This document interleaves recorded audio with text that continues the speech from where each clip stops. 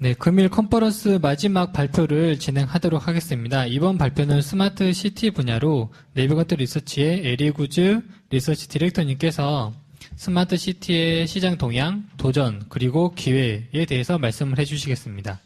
에리구즈 리서치 디렉터님은 신기술 동향 분석가 겸 컨설턴트로서 20년여간 활동을 하고 현재는 스마트 그리드, 워터, 운송 및 빌딩 등을 기반으로 한 스마트 시티에 대해서 연구를 하고 계십니다. 에리구즈 리서치 디렉터님을 큰 박수로 맞이해 주십시오. There's been a series of excellent presentations, and I think the topic of cities is a very good one to bring many of the key themes together. In fact, I've been thinking about cities a lot this week. I spent a lot of time thinking about cities, that's my job, but particularly this week in Seoul, because I actually came to Seoul the first time in 1999. So it's been interesting thinking about how Seoul has changed over those 15 years. A lot is different, but also a lot of things are the same. And I've decided there are three things that are constant in Seoul in those 15 years. One, the food is still excellent. Two, the commitment and passion for new technology and the ability to use it at so many levels of society and to have it core to what you develop and produce and manufacture and use is incredible. And third, the traffic is absolutely awful. And it's as bad as it was 15 years ago, if not worse. And those three topics actually will come back as I talk about cities, because I think it sums up in some ways the sort of group of issues that are core to what we're trying to achieve as we start to talk about smart cities. The city is the place where so many of the issues we've talked about today come together. Not just the technical issues, but also the social, economic, and environmental issues. Cities are being changed fundamentally by the technologies available to operate the city, to manage the city. But cities are also driving our changes in technology and are very influential in the adoption of many of the technologies, whether it's microgrids, electric vehicles, smart grids. So they're actually market enablers as well, and I think that's why one of the reasons there's so much interest in this space. My colleague, Brett Feldman's already introduced Navigant Research, so we can save that. I will just say that my role there is to run our smart cities research, which brings together the work we do across transport, energy, grids, buildings. My own background long ago was actually in government IT, so that part of it is also a key element of our research. So again, it's a lens across a whole range of core issues. So what I'm going to do in this presentation, first I'm going to talk a little bit about why cities matter. Some of this will be familiar to you, but I want to bring out some core themes. Secondly, we'll talk about some of the new trends around cities as more and more leaders engage with this concept. Talk about the markets, and then bring it back to some of the topics we've heard today around the relationship between innovations in the energy space and in smart grids. So why do cities matter? Now, many of you, I'm sure, will have heard the statistic. It's commonplace now that more than 50% of the global population lives in cities for the first time in history. The problem with a statistic like that is we all become too familiar with it. We start to think that that's, take it for granted. The important point is that we're only at the start of this major transformation in human society. We're going to add 2.4 billion people to the urban population over the next 35 years. That's the equivalent of more than 1 million people a week moving into cities. It means since 2000, we'll have added the same number of people from 2000 to 2050, same number of people to the urban population as we did in the whole of human history.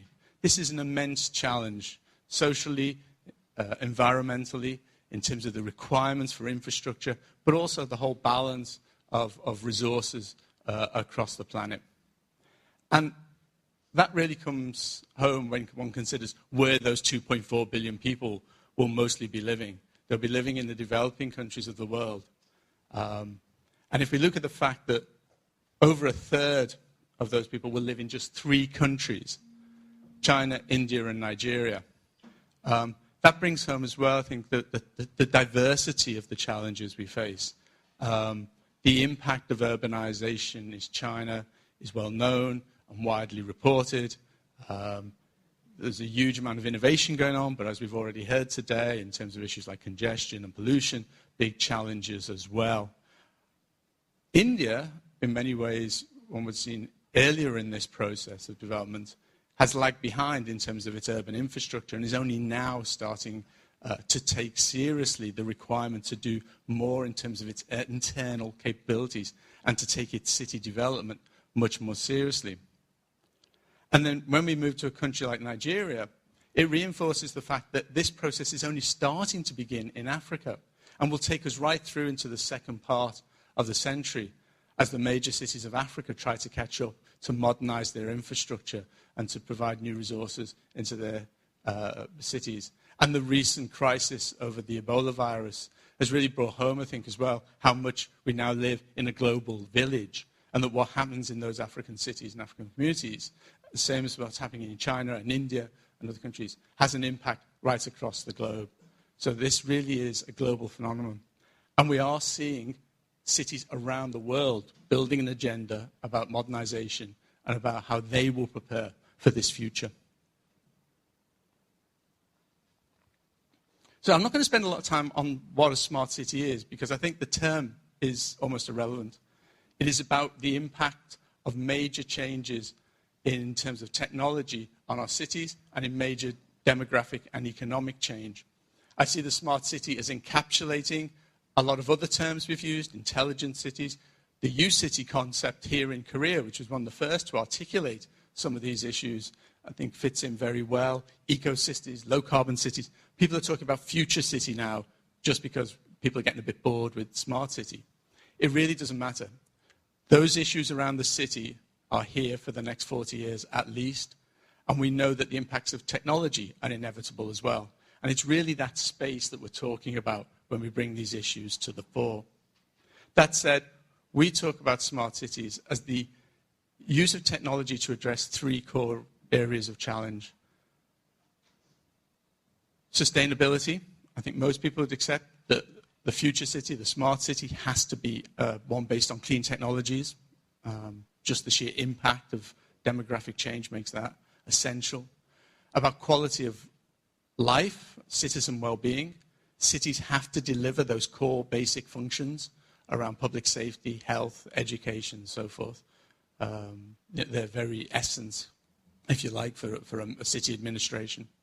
And thirdly, economic development. And economic development has been a very interesting priority for cities. In the past, when we talked about things like e-government and municipal services, economics wasn't seen as such a core part, but now national governments, international agencies, cities themselves are putting the economic of the agenda to the fore. People see cities in many ways as very strong agents in a very disrupted world post the economic crash that can actually deliver more in terms of rejuvenation of economies or driving new economies in the developing world. And it's the balance across those three things that makes it so intriguing about how smart cities develop. There are contradictions between trying to achieve goals in each of those three spaces to have a sustainable economic growth that still matches the demands of citizens for better services. So if we take those three core policy objectives, and I've heard city leaders from all around the world talking about their city, smart city plans, and again they will talk along those three terms. They might use different labels, but this is what they're trying to achieve in their city. How that's achieved those is around a bunch of core functions and operations that are pretty well established. Energy, transport, water, building infrastructure, and a wide range of government services such as public safety and health. These are largely siloed operations in our cities today. And though we talk about smart city being a holistic concept, about the need for integration, in fact, for very good reasons, these are run either as completely separate industries or as separate departments within each city. So one of the things we are looking at, and has come up today actually when we've talked about things like electric vehicles and transport in relationship to energy, is where are the effective synergies, where are the effective connections across those silos of operation in the city? And that brings us to the third level, about what would a city operating system look like? What levels of integration platform do we need in our city? There won't necessarily, and in most cases won't be, a single top-down application that gives a total view of the city. It's more like the internet. It's a network of networks. What links and connections do we need to be able to make much more cost-effective, to make much more rapidly achievable, to be able to be more effective meeting those core policy issues and objectives? Another perspective is just what is going on in the cities around the world. And this is key for me. This prevents the smart city just being a hype concept for the technology industry. In the last 2 years, we've seen city leaders around the world speaking up about what they want to achieve with their cities. It has moved from purely a supplier concept to one that the cities themselves are owning. And if any of you have been to conferences where city leaders have stood up and spoken passionately about what they want to achieve in their cities, that is what is now giving momentum to the whole idea of the smart city. And this chart, I could change it almost on a weekly basis as new cities come forward with new agendas and programs, new technologies are added, new innovations. But the spread is key, I think, right across those 5 core pillars. And I won't, for time, go into detail. You can read them. Each space is driving key changes in our cities. So it's an embedded concept. It's one that's gained traction around the world. It touches core elements of how our cities operate. But it's also an evolving idea. And a number of themes, I think, have come to the fore over the last 12 months, again, as cities have taken the lead in much of this discussion. So I just want to talk about a few of the things I see as driving or shaping discussions around smart cities over the next 12 months. Finance has always been a core issue, and I'll come back to finance a little bit later and talk about some of the models that are emerging. One thing that's common around cities across the world is they are typically short on finance, that they struggle to find the money for innovation. So creativity is important at this level, and particularly finding new types of relationship between the public and the private spheres. And that is going to be key to scaling up some of the pilot projects we're seeing in cities around the world. Big data and analytics. I could do a whole presentation on what's happening in terms of analytics in the city. It's possibly the thing that people see is changing the way the city is managed, to move to more real-time, predictive management of core city operations is the goal. This is now getting real.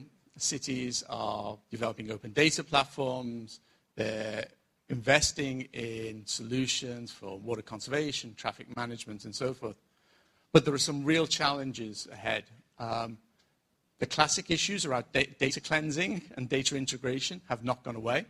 They're becoming easier because of cloud computing, because of standards, but they are still a major challenge.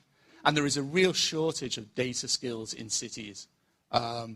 Doing big data analytics is not a trivial exercise. And if cities want to be able to move more effectively in making use of the data resources that are becoming available from the wider range of intelligent devices, they need help.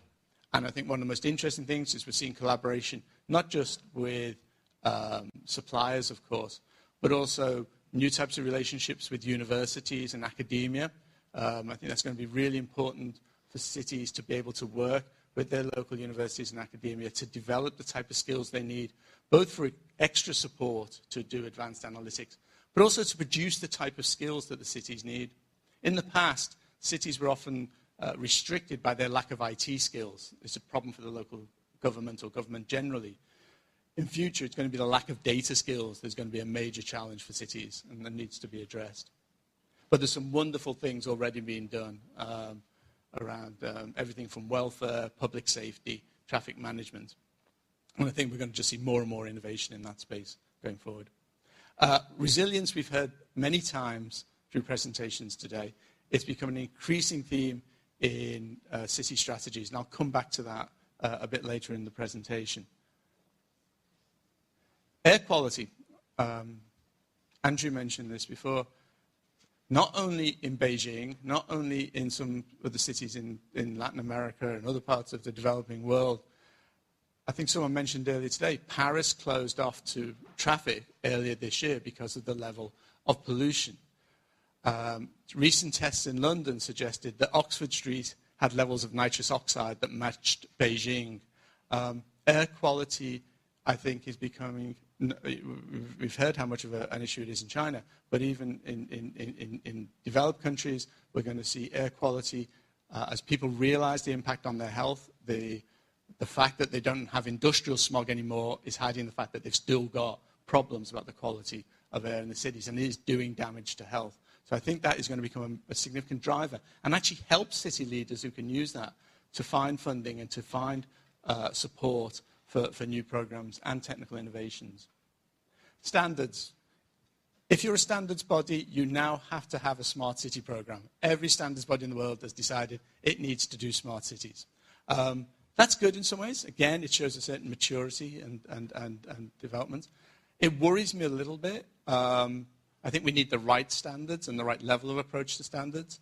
It is not about bureaucracy. It is not about trying to map a model for cities. One of the key things about cities is they are unique. They are unique not just by region or by country. Even local cities vary considerably. What we need is to help cities be able to choose the correct standards, understand which standards across those multiple industries, smart grid standards, transportation standards, existing public safety standards, how they work together, what sort of linkages you have, and yes, if there are gaps, how to address them. But I think those gaps will be filled within those industries. If there are challenges set up for the energy industry, well, let's look at what happens on the smart grid standards. We do not need elaborate new standards set up, I believe, for smart cities themselves. We need frameworks that help drive innovation and particularly help dialogue happen. So the ISO standard is looking interesting. The city protocol work, which is really just starting to move into some real deliverables, should be interesting.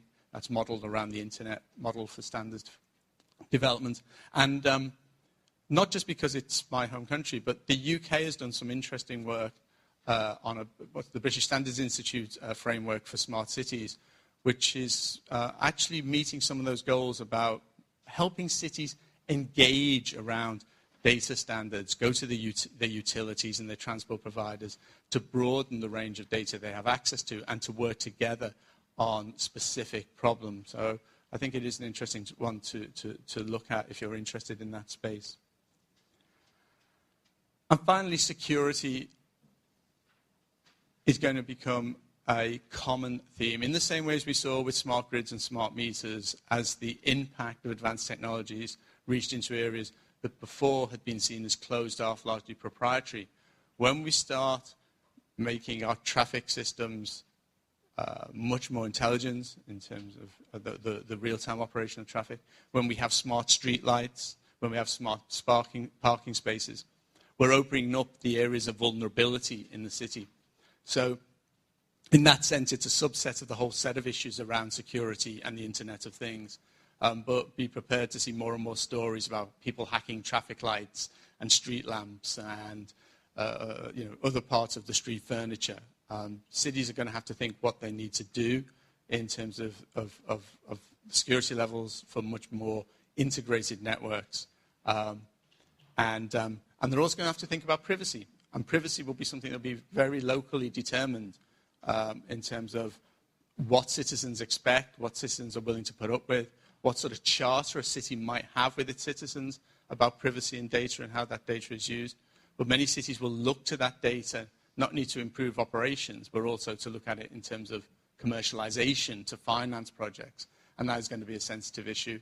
And then, of course, there's also issues about what level of surveillance and so on is acceptable in different cities and different societies. So we have a broad range of themes. We also have a market of sorts. And you can't really think of the smart city as a market in the sense we can talk of microgrids or smart grids, because it is really a collection of multiple markets. It's a space where a number of existing and emerging markets come together in very interesting ways. But we are seeing it as a driver for the adoption of technologies And we are starting to see solutions that can be compared. So, it is useful to look at the dynamics of the market. But really what is driving it is innovation happening in each of those existing silos at the moment. So the deployment of smart meters, intelligent traffic management systems, smart water networks,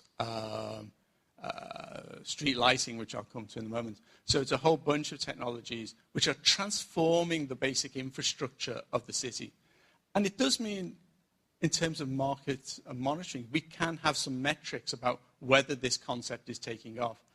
I do think the number of public EV charging stations and the adoption of EVs in the city is an interesting metric of how our cities are changing. Intelligent transit systems, open data platforms, smart water networks, and so forth. These are actual measures of how far the smart city concept is delivering actual change in our cities. So we forecast the actual figure in some ways is less relevant. It's a big number. You can see forecasts that city investments will run into trillions of dollars. It depends where you want to draw the boundary. What I think is important is there's room for significant innovation, for new products and new services, and that the momentum is there and the market is growing. And it's happening on a global level, as I mentioned. The dynamics are slightly different. Clearly, the focus in Asia has been on China to a large point, and I'll come back to that and about some specifics around Asia. Europe picked up on the smart city concept very quickly as well. It ties very closely to the 2020 goals that have already been mentioned and to the broad commitment to sustainability policies. But North America has actually been much slower on the smart city concept, though many of the technologies have been in place, and actually the US may have led on some of those technologies. Cities have been less willing to talk about that more holistic strategy, but we've seen that change in the last 12 months, and there's much more dynamic momentum around this in the US now. And we're also seeing a lot of US suppliers moving into the smart city space as the stimulus funding dries up and as the smart meter market and some of the smart grid markets in the US has become less buoyant. They're looking to smart cities as a broader range of opportunities.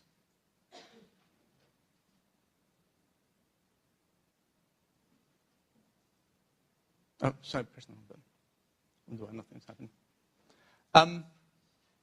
When we look across the sectors that make up the market, or the principal sectors, energy has been key. I think the provision of intelligent devices in the city for energy monitoring is part of that digitalization of the city.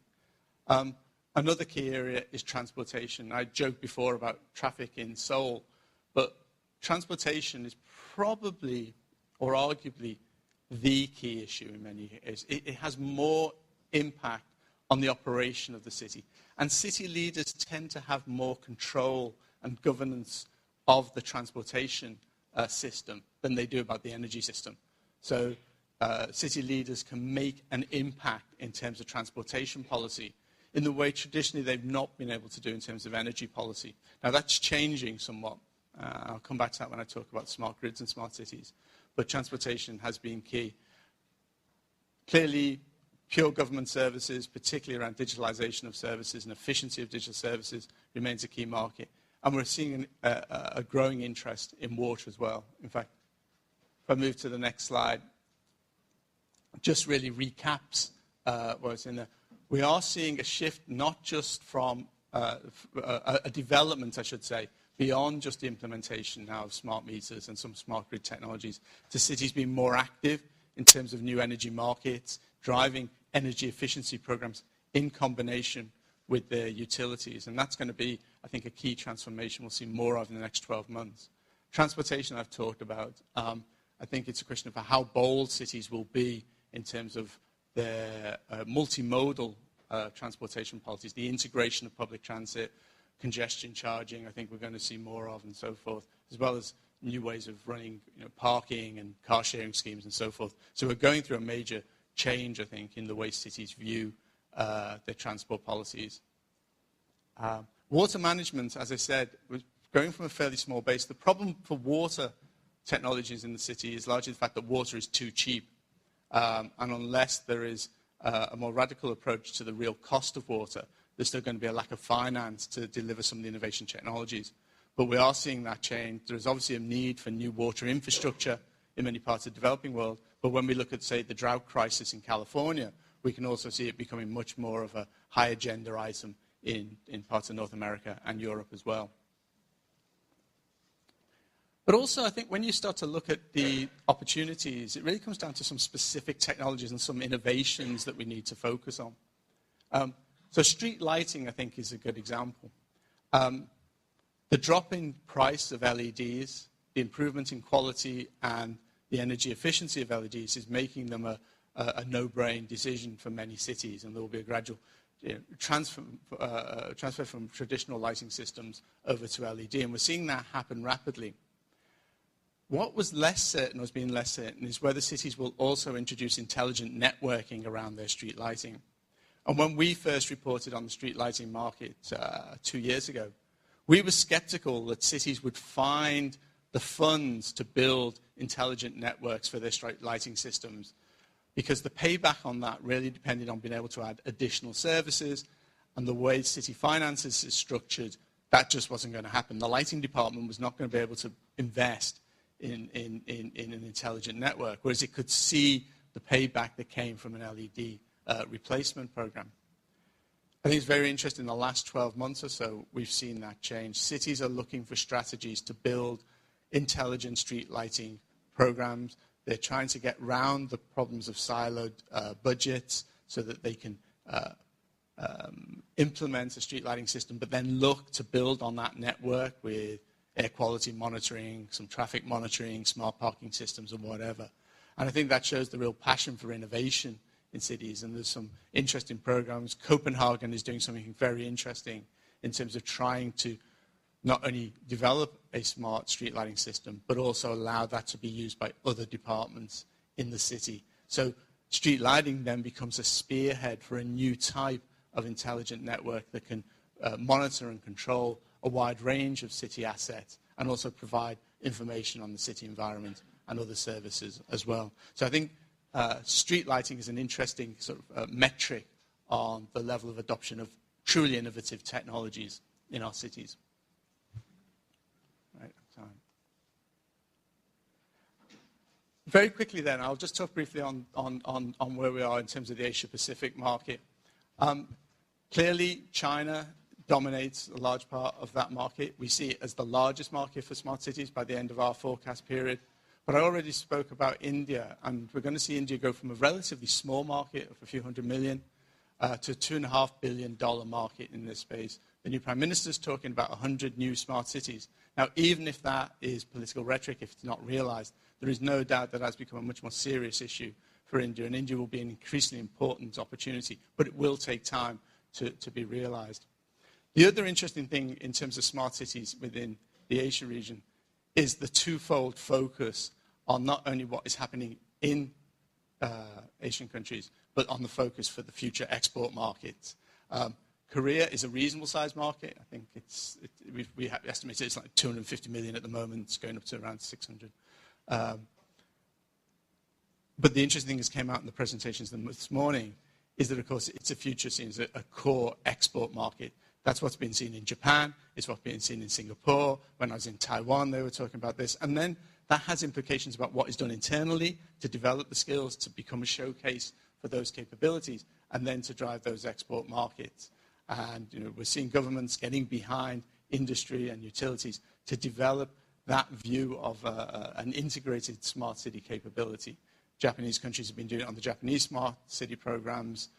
Singapore is very active, obviously talking about its skill set. So I was very interested this morning to hear what Korea is planning off the back of the Jeju Island pilot, and to develop that into a range of broad city projects, which I think is going to be a very exciting development. I'll skip over this slide just in terms of time. A key issue, as I said earlier on, is financing. And what we are seeing is a range of finance options being developed. There is no standard model yet. We've seen some interesting examples. Clearly, in some cases, this is largely being seed funded by central government, or in some cases by supplier support.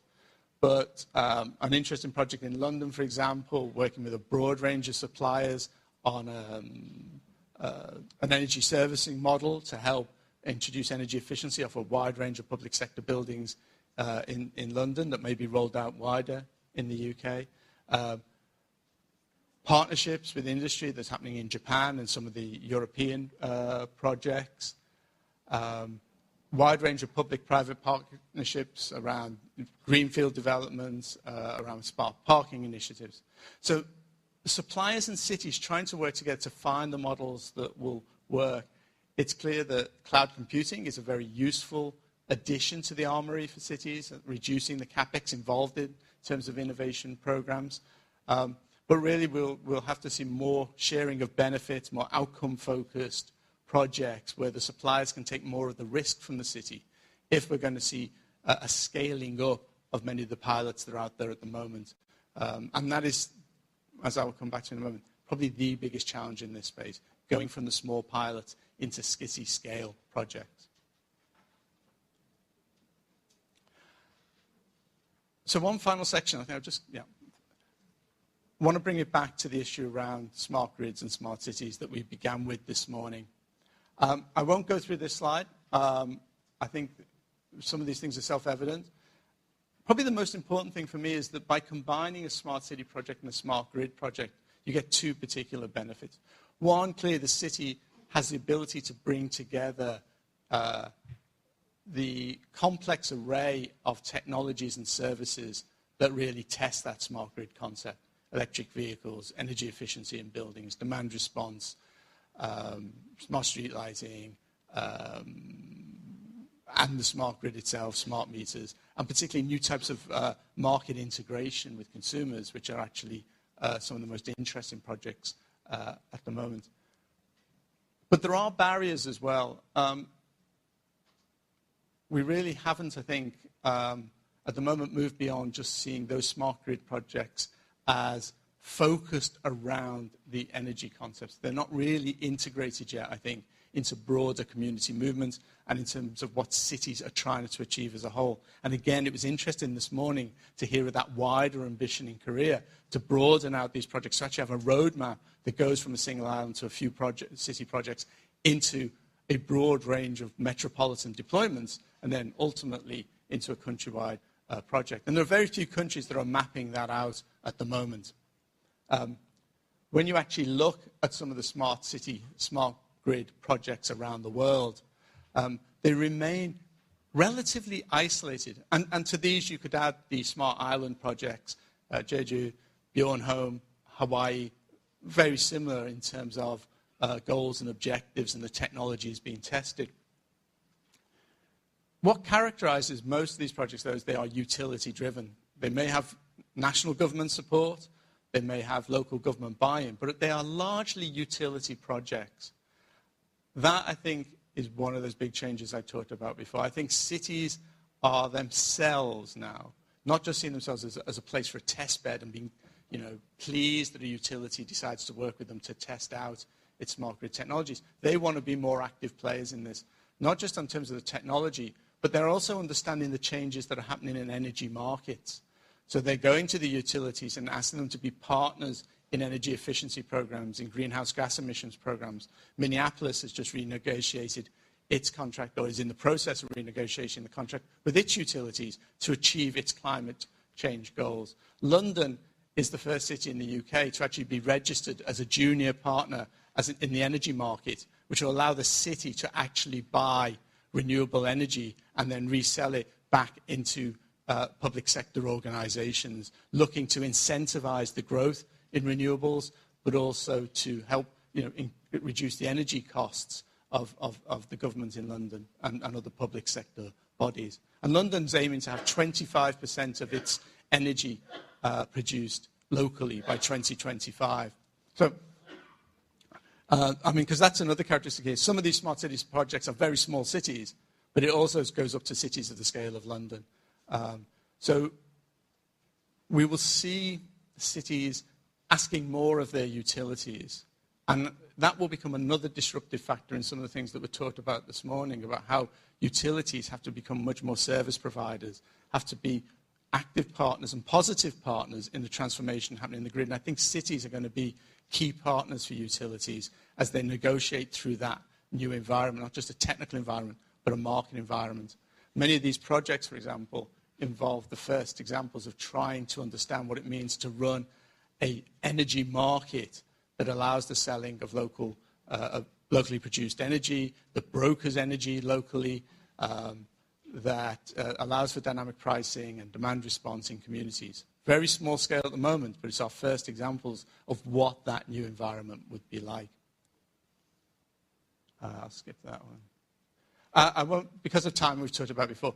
Resilience has come up several times today. Cities are key points for issues around resilience. The IPCC report on climate change highlighted the vulnerability of cities.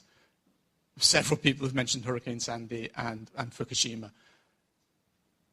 The numbers are quite staggering about the vulnerability of the world's megacities. We know what happens to city infrastructures when they are hit by major storms.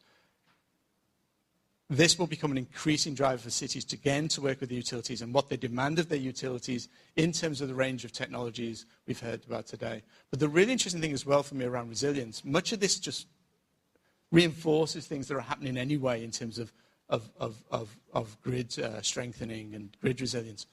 It's the fact that when cities start thinking about resilience and about the interdependency of the various systems in the city, the way we have a domino effect once the grid goes down, but also the way emergency services work with the transportation sector, the importance of the water sector for pumping and sewerage and so on, and wastewater. It becomes actually a very useful model and metaphor for thinking about smart cities more generally. It really crystallizes some of the things that cities have been playing around with, if you like, in terms of their smart city goals. So I think resilience can have many benefits to cities thinking about their smart city program. So overall, when we use the term now energy cloud to go beyond smart grids in terms of that dynamic change happening to utilities, we see cities having a major impact in terms of understanding what this energy cloud looks like and the relationship with the utilities and what will need to be achieved. In fact, we've just produced a white paper, free white paper on our website on the issue of cities and the energy cloud, which you're free to access from our website, or if you give me your business card, I'll be pleased to arrange for you to get a copy. We think this is going to be a very dynamic area as cities move to becoming, smart energy communities over the next decade or two. So, to conclude, a long day. It's an exciting area. It's driving incredible change. It's incredibly diverse, and it will be diverse. Cities are unique, but there are some common challenges. We have not cracked the problem yet of moving from small-scale pilots into large-scale deployments. There are no true smart cities in the world today. We are talking about a gradual understanding of the impact of advanced technologies on city operations, and how we scale up and what we scale up is the critical issue over the next couple of years. Financial models I've already talked about, and it's key to getting those right. The whole issue about how data is exploited in some ways, that's the part of that funding solution, is being able to exploit data in new ways and to deliver new types of efficiency and new types of service. And as I say, the right standards, the right interoperability frameworks that help de-risk projects for cities and suppliers and allow us more quickly to move into larger scale deployments. So that's it for me. I hope that's brought together some of the themes today. I think it's a very exciting area. I think we have to understand the cities are uniquely complex. Rainforests are complex. The grid is complex. Computer systems are complex. Cities are complex as well, but in their own very unique manner. And our ability to understand that and to bring new methods, models, and technologies to support us in doing that will be critical to us meeting some of the challenges economically and environmentally, as I said, the faces of the coming decades. Thank you for your time.